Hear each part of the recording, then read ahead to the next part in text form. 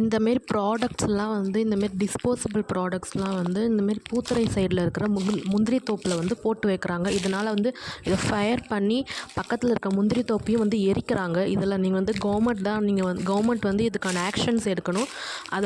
அது எந்த ப்ராடக்ட்னு சொல்லிட்டு நான் அதை டேக் பண்ணியிருக்கேன். அதை நீங்கள் வந்து செக் பண்ணி அதுக்கான இந்த ப்ராப்ளம் சால்வ் பண்ணுங்கள் ப்ளீஸ். இதை வந்து எல்லாருக்கும் ஷேர் பண்ணுங்கள். தேங்க்யூ.